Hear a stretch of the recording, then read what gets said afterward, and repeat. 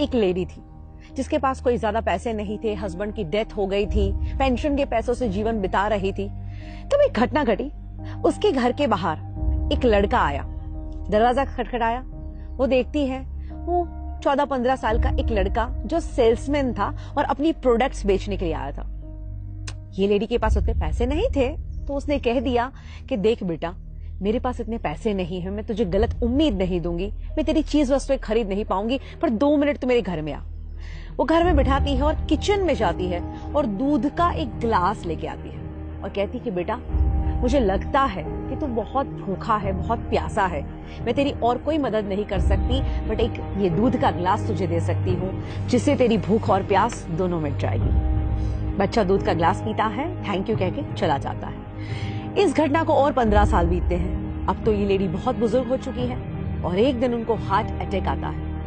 आस पड़ोस वाले उनको हॉस्पिटल में भर्ती करते हैं और जब उनके ऊपर सर्जरी होती है, बाद में वो ठीक होकर अपनी आंखें खोलती है, तब उनको पता चलता है कि उनके ऊपर तो ऑलरेडी एक बहुत बड़ी सर्जरी हो चुकी है और जिसका लाखों का बिल बन चुका है। इस लेडी के पैरों तले से जमीन निकल जाती है और रोने लगती है कि हे भगवान, मुझे क्यों बचाया, अब मैं ये बिल कहां से पे करूंगी, मैं ये पैसा कैसे दूंगी।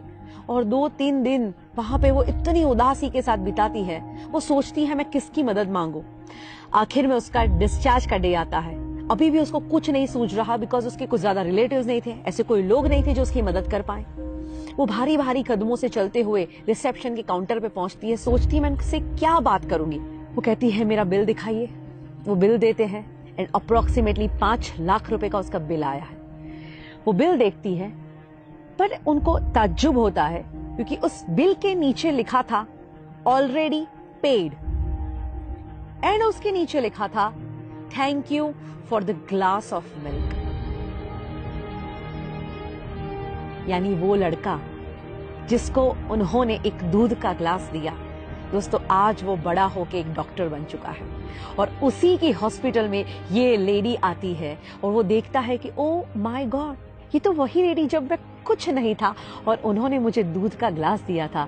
आज ये ऋण चुकाने का मौका मिला है, क्यों ना मैं अपना ऋण चुकाऊं, क्यों ना इनका बिल मैं ही भर दूं। इसीलिए तो कहते हैं कि जब आप अच्छे काम करते हैं, दुनिया गोल है, जो अच्छे काम भेजे हैं सब लौट के वापस आते ही हैं। बट अच्छी बात क्या है कि कुदरत इतनी मेहरबान है हम पे कि जब हम कुछ छोड़ते हैं उससे कई गुना बढ़ के ये लाइफ में वापस आती है। हम हमेशा पूरी जिंदगी लगे रहते हैं दुनिया को इम्प्रेस करने में, बट अगर सही में इम्प्रेस करना है ना तो उस ऊपर वाले को कीजिए।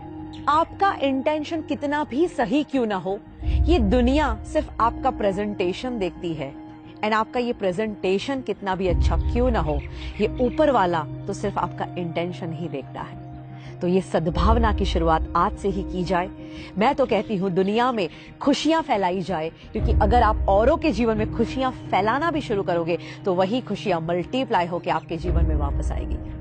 भगवत गीता में बहुत ही सुंदर कहा गया है कि इस दुनिया में कोई भी इंसान अगर दुखी है तो तुम लंबे समय तक खुश नहीं रह सकते। अगर औरों को खुशियां बांटोगे तो तुम्हारे जीवन में खुशियां अपने आप आएगी। और मैं तो कहती हूँ आज के इस दुनिया में किसी के चेहरे पे स्माइल ले आना वो भी एक बहुत बड़ा आध्यात्मिक काम है। कहते हैं एक उदास चेहरे पे एक प्यारी सी मुस्कुराहट आ जाए और अगर उसकी वजह तुम हो तो समझ लेना इस दुनिया का सबसे धनवान इंसान